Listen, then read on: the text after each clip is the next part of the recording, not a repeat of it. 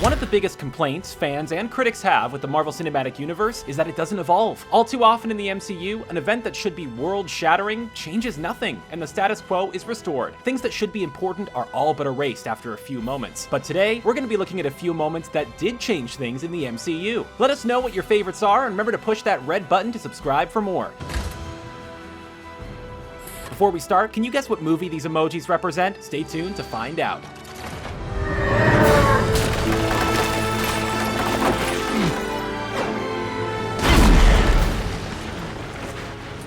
Tony's near-death experience, the Avengers.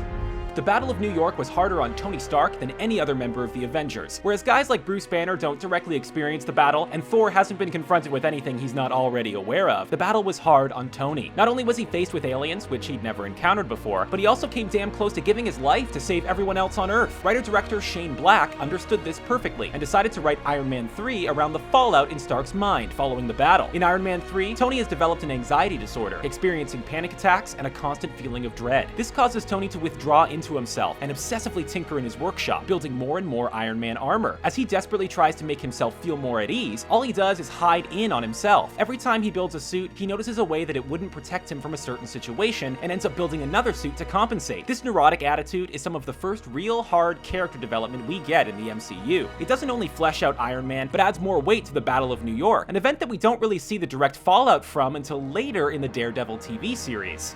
It's like that video. Yeah. Oh, you mean like those UFOs over Phoenix? Exactly. What have we?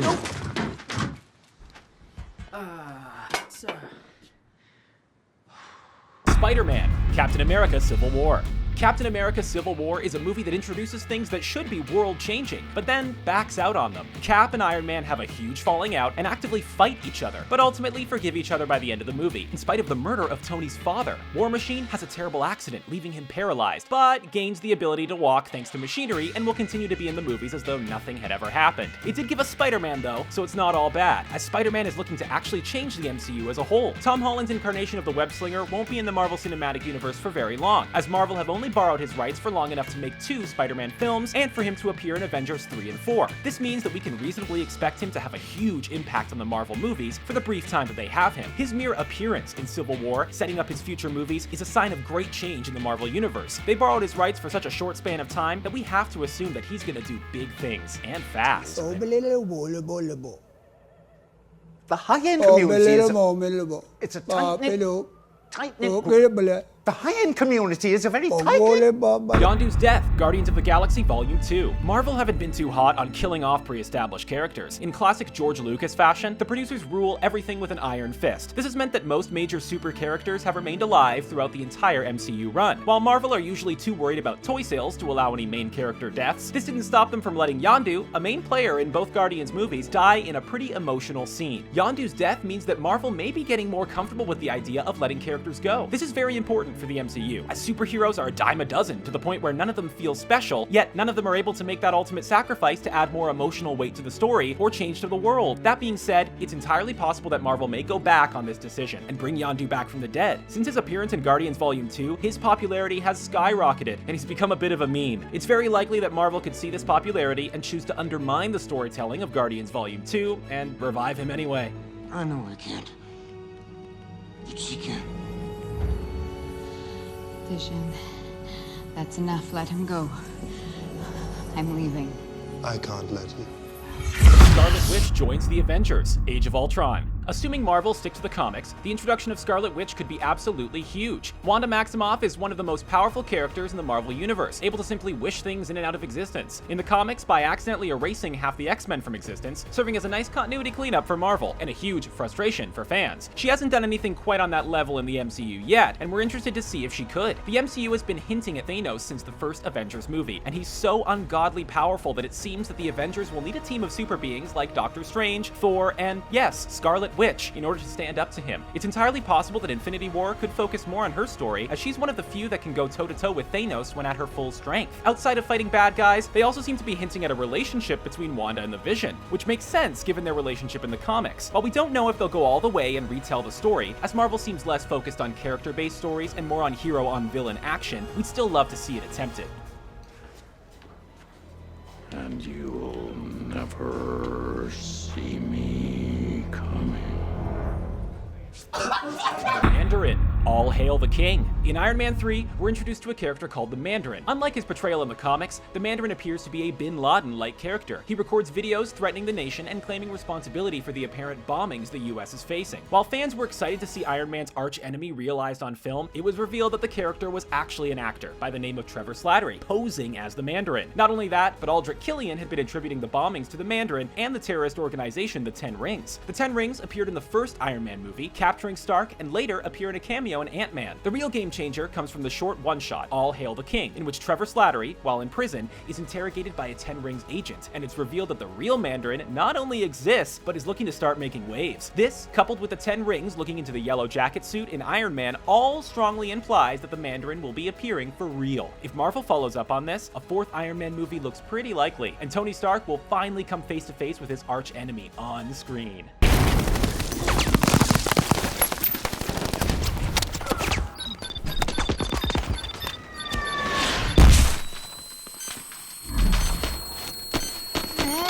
Tony Stark's abduction. Iron Man. Speaking of the Mandarin, it was his organization, the Ten Rings, that set the events of the MCU into motion. Had they not abducted Tony Stark and inspired him to make the first Iron Man suit in order to escape, it's unlikely that Nick Fury would have ever got started with the Avengers initiative. This is undoubtedly the most important thing to happen in the MCU, as without Iron Man, we just plain wouldn't have an MCU. We wouldn't be watching movies about the hunt for the Infinity Stones today if the Ten Rings hadn't captured Stark back in 2008. The film is more important for things that happened off-screen. It served as a career resurgence for Robert Downey Jr. and made it easier for older actors to make comebacks. It also proved successful enough that a seemingly impossible idea like the MCU could actually happen. While few would consider the first Iron Man an all-time classic, or even one of the best comic-based films in general, it certainly serves as one of the most important movies of this generation. It was the movie that allowed for big-budget shared cinematic universes to happen, for the first time since the days of classic Universal horror. He looks all right to me. You think you know how the world works? You think that this material universe is all there is? Doctor Strange. So they have wizards on Earth now. Doctor Strange is set to make a huge impact on the MCU, especially if they follow the comic books. After his debut, it became clear that Strange was to be heavily involved in the story of Thor and his favorite sparring partner, Hulk. In the comic books, Doctor Strange is one of the men who makes the decision to send Hulk into outer space. Still think there will be no consequences, Strange. We know that both Hulk and Strange will be involved in Thor Ragnarok, so it will be interesting to see if this is Strange's doing. We also know that Doctor Strange is going to be teaming up with Thor to help him find his missing father, Odin. While we expect him to change things, we wouldn't be surprised to see him stagnate the MCU in other ways. Doctor Strange is ridiculously powerful too, and in fact, could probably have a big part in people no longer getting any sort of life-changing injury. In fact, along with Scarlet Witch and the Vision, Doctor Strange is one of the 3 most powerful MCU superheroes in general. This means that we can expect future supervillains to be even more powerful and deadly, and for the stakes to hopefully be raised all the higher with these new character introductions. I know you seek vengeance as much as I do. You help me escape Asgard, and I will grant it to you. Vengeance. And afterward, this cell.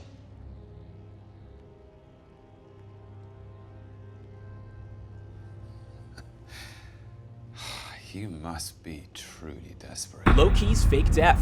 Thor: The Dark World. Thor: The Dark World did a good job at making Thor and Loki truly feel like brothers, which is why we're really interested to see how their relationship has changed after Loki faked his death in front of Thor. The trickster god pulled a fast one on his brother and then impersonated his now missing father. We know that Thor is aware of this based on the mid-credits scene from Doctor Strange, in which Strange agrees to help Thor find Odin. The real question is, where does this leave the two of them? Thor had to witness his brother die in his arms, only to find out that it was all another cruel joke by Loki. That's a relationship ender at the best of times. While we're not sure that Loki will live past Thor Ragnarok, we're really interested to see where it leaves their relationship and what Marvel will do with the two characters. Not only that, but do the rest of the Asgardians know what's going on? Surely some of them have something to say about it all. We have no idea if Marvel will make the most of these potential conflicts, but we sincerely hope that they know just how many fascinating plot points they have in their hands.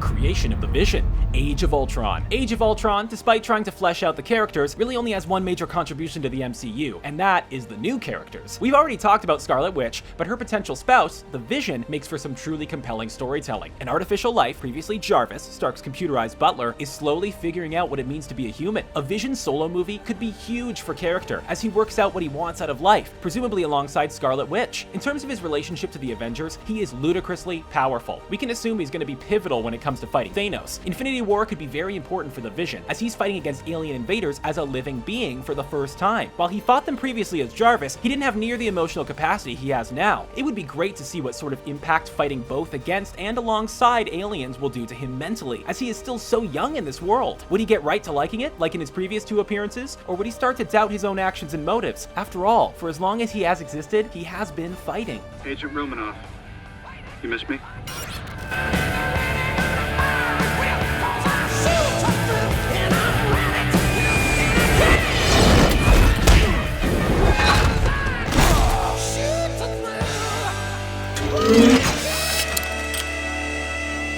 Make your moves, reindeer games.